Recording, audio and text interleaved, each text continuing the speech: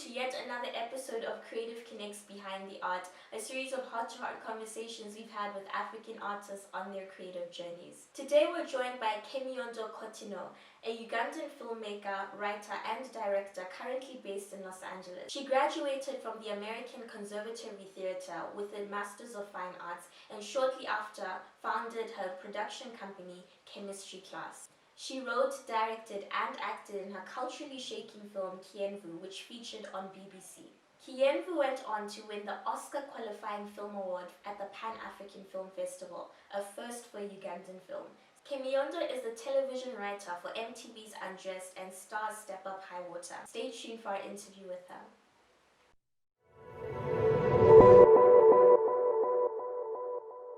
Thank you for joining us. So we'll start with the first question. You started your journey at 17 years old. What steps did you take to get yourself started?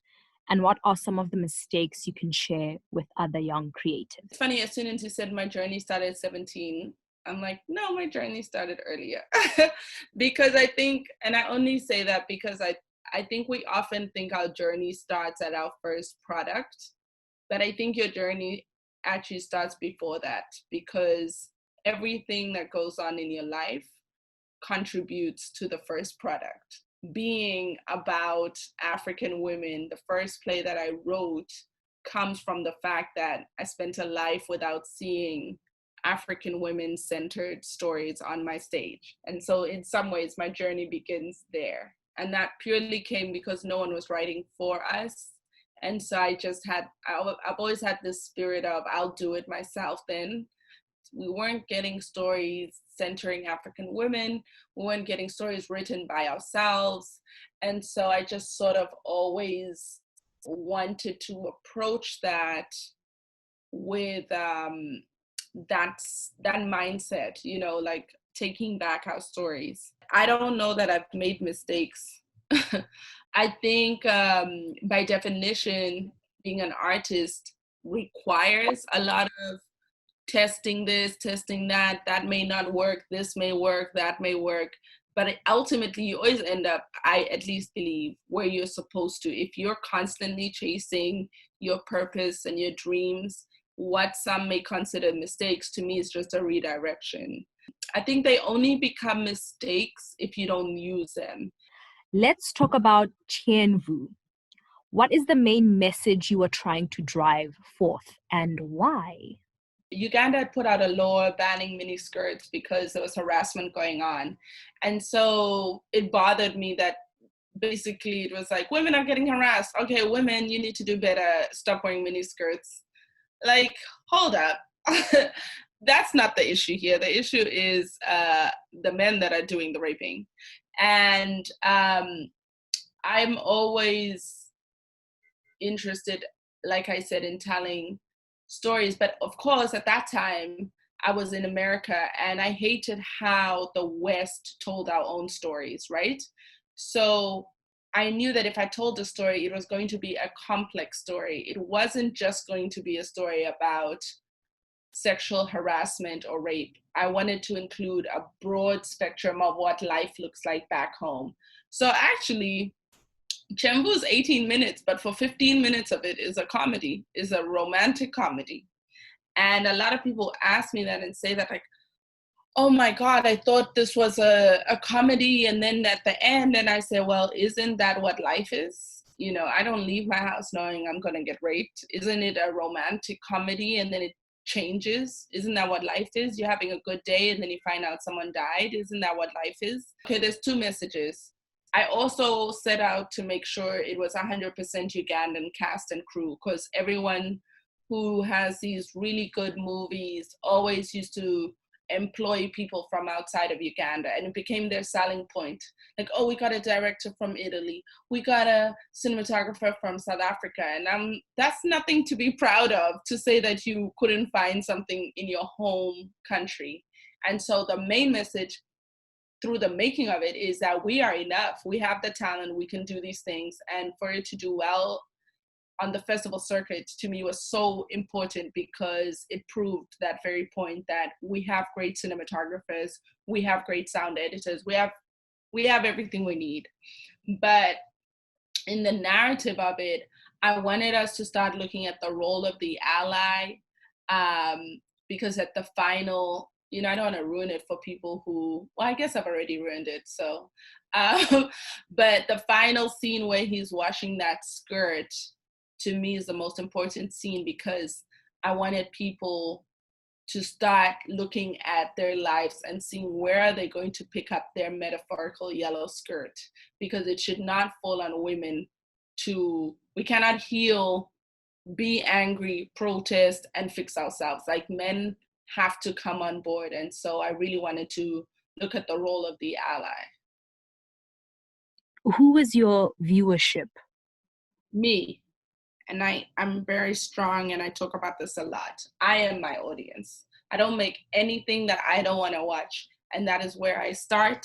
And that may sound like narcissism, but I wish more people made the films they want to see. I wish people made the songs they want to listen to. I wish people wrote the books that they want to read, because often people are writing for other random imaginary fiction people, and they're changing their voices, and even they don't like their own work because they're hoping someone else will like it. But truly, I am my first own audience. So when I write something that's comedic, if I don't find it funny, I don't put it on the page. If I'm writing something dramatic, if I don't tear up, I tear up every time I watch Kianvu. I feel something, I learn something, because I have to believe that there are other people like me and I know myself so well, so I can appeal to this audience member, very nuanced, specific, and all the things that I think make filmmaking and storytelling great. There is, especially with artists, there's something within us that makes us special, and we have an appreciation of art. So I always find it strange that we discount our own taste. We discount our own perspective. We discount our own in service of others. When it's like, no, you know what's good. You absolutely know what's funny. You know, because you're a human. And so if something tickles you, it's going to tickle someone else. So just like, go for the one guaranteed laugh you have, and that's your own. The hashtag 5for5 initiative you started enhances your goal to help other Ugandan filmmakers get their voices heard. How does it work, and why was this important for you to start? When I was raising money for Kianvu, I wanted to raise $5,000 and I couldn't. I raised $3,300. And so that's where the number 5,000 came from. I was like, well, do for others what you can't do for yourself.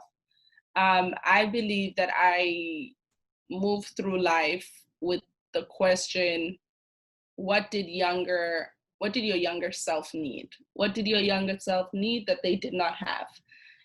As you see, I'm very motivated by myself because I truly believe that people think, I do believe we're unique and special, but I also don't think we are. So I still believe that what younger me needed, there are so many younger me's, like obviously different versions. So if you really want to make change, ask yourself, what did younger you need? And what younger me needed was someone to take a chance on me, someone who didn't require me to have 500 films, someone who didn't require me to have written for 12 years before they gave me money, someone who just said, this is a good script, here's money, go make it. Because often we talk about like, oh, just go ahead and do it. Everyone has a phone, but like, that's not how filmmaking is made. You need money. And until people start giving people money, people really can't do a lot of things. Like, there is a reason that I haven't shot a film in 2 years now, because no one is giving me money. So I decided I wanted to create that opportunity for 5 female filmmakers in Uganda, because that's younger me, right? And also, I don't want to be the only Ugandan female filmmaker that is in discussion, because a lot of times that's what happens, right? You become the token. Well, we need a story in Uganda. Oh, let's call Kemi, because that's the only person you know. And I'm actually not trying to be the only one. I think that I would like to keep pushing out names of dope female filmmakers, because there's certain stories that I don't have access to, nor should I. I have a very particular experience of Uganda that does not encompass even, I want to say, 80% of Ugandan life.